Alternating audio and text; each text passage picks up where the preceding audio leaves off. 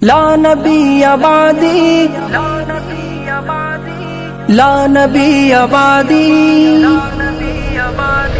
ختم نبوت زندہ باد، ختم نبوت زندہ باد، ختم نبوت زندہ باد، ختم نبوت زندہ باد۔ لیکن بڑے عظیم پروگرام میں شرکت کر کے بے انتہا خوشی ہو رہی ہے۔ ہم نے عصر کے بعد اور ابھی مغرب کے بعد بھی بہت دیر سے ہمارے بچوں اور بچیوں کو سنا۔ ہمارے بچوں نے اللہ پاک کا کلام بھی پیش کیا، نعتیں بھی پیش کی، نظمیں بھی پیش کی، آداب اور سنتیں، دعائیں اور اسی طریقے سے تقریریں، مختلف چیزیں انہوں نے پیش کی۔ یہ بہت بڑی چیز ہے۔ دیکھنے کے اعتبار سے تو انہوں نے 1 منٹ میں، چند سیکنڈ میں پیش کر دیا، لیکن حقیقت یہ ہے کہ یہ بہت بڑی دولت ہے۔ یہ دولت اس وقت میں ہمیں سمجھ میں آئے گی جب ہماری یہ آنکھ بند ہو جائے گی۔ میرے پیارے بھائیوں اور میری پیاری ماں اور بہنوں، اللہ نے ہمیں یہ جو ایک زندگی دی ہے، ہمارے اسلام کے 3 بہت بنیادی اور اہم عقیدے ہیں۔ ان میں سے ایک عقیدہ ہے توحید کا، اللہ ایک ہے، اس کے ساتھ کوئی شریک نہیں، اس کا کوئی ساجی نہیں، اسی کی عبادت، اسی کی ورشپ اور اسی کی پوجا، اسی کے سامنے سجدہ، اسی کا سب کچھ۔ ایک عقیدہ تو یہ ہے۔ اسلام کا دوسرا عقیدہ ہے جو بڑا عظیم اور اہم، وہ ہے رسالت کا عقیدہ، کہ اللہ نے دنیا میں انسانوں کی رہنمائی اور رہبری کے لیے پیغمبروں کو بھیجا ہے، نبیوں کو بھیجا ہے، رسولوں کو بھیجا ہے، اور ان میں سب سے پہلے رسول، ابھی سوالات بھی ہوئے تھے، سب سے پہلے نبی حضرت آدم علیہ السلام ہیں، اور سب سے آخری نبی ہمارے آقا حضرت محمد عربی صلی اللہ علیہ وسلم ہیں۔ یہ ہمارا دوسرا عقیدہ ہے۔ تیسرا عقیدہ اسلام کا جو بڑا عظیم اور بڑا اہم اور بڑا انقلابی ہے، وہ عقیدہ ہے آخرت کا عقیدہ۔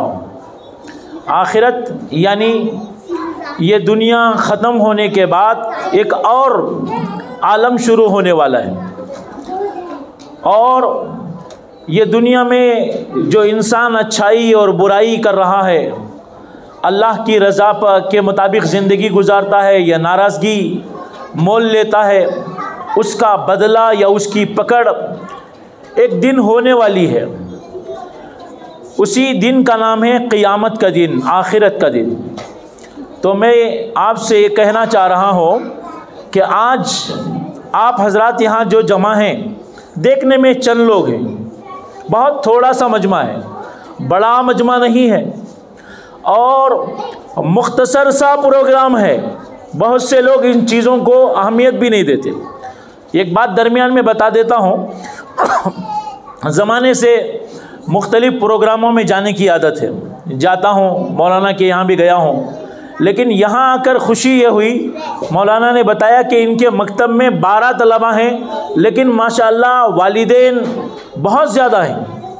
معلوم ہوا کہ اس پوری بلڈنگ میں، اس عمارت میں جتنے مسلمان اور بھائی ہیں، شاید جو مصروف ہیں، جن کو کچھ زیادہ ہی کام تھا، وہ نہیں آئے ہوں، لیکن مجھے بے انتہا خوشی ہوئی کہ آپ حضرات یہاں جمع ہوئے۔ یہاں اندازہ ہو گیا، اور مولانا نے بتایا بھی کہ صرف جو مکتب میں پڑھتے ہیں وہ بچے نہیں ہیں، دوسرے بچے بھی ہیں، اور انہی کے والدین اور ماں باپ نہیں ہیں، دوسرے بھی ہیں۔ اس سے مجھے بے انتہا خوشی ہوئی۔ میں اللہ سے دل کی گہرائیوں سے دعا کرتا ہوں کہ اللہ پاک آپ سب کو اور مجھے بھی ایمان پر خاتمہ عطا کرے، اسی طرح ہمیں دنیا میں بھی اکٹھا رکھے، اللہ جنت میں بھی ہمیں جمع کر دے۔ تو میں کہہ رہا تھا، اس کی عظمت اور اہمیت اس وقت میں معلوم ہوگی جب ہماری موت آئے گی۔ یہ دنیا بہت مختصر سی ہے، اور یہ جو ہماری زندگی ہے بہت ہی انتہائی مختصر۔ اس زندگی کا مقصد اللہ نے قرآن پاک میں جگہ جگہ بیان کیا ہے۔ ایک جگہ سورہ ملک تو سب کو یاد ہے، تبارک الذی بیدہ الملک وہو علی کل شیء قدیر الذی خلق الموت والحیات لیبلوکم ایکم احسن عملا۔ اللہ فرماتے ہیں کہ الذی خلق الموت والحیات، کہ اللہ کی ذات وہ ہے جس نے موت اور زندگی کو پیدا کی ہے۔ کس لیے؟ لیبلوکم، تاکہ اللہ امتحان لے، آزمائے، ایکم احسن عملا، کون اچھا عمل کرتا ہے، کون اچھا ہے کون برا ہے۔ دیکھیے، کوئی مدرسہ قائم کرنے والا، اسکول اور کالج قائم کرنے والا اس لیے نہیں قائم کرتا کہ وہاں کوئی فیل ہو جائے، کرتا ہے کوئی؟ نہیں کرتا۔ پاس ہو، کامیاب ہو، آگے بڑھے، اس کے لیے۔ یہ کائنات بھی اللہ نے، یہ دنیا بھی اللہ اس لیے بنائے ہیں تاکہ اچھے عمل کرنے والے بنیں۔ ہاں، کوئی برا بھی بن جاتا ہے، جیسے کسی مدرسے میں، کسی اسکول اور کالج میں جا کر جو پاس ہونے والے پاس بھی ہوتے ہیں، کچھ کاہل اور سستی ناکام بھی ہو جاتے ہیں، لیکن فاؤنڈر نے اس کی جو بنیاد رکھی تھی ناکام کرنے کے لیے نہیں تھی، فیل کرنے کے لیے نہیں تھی۔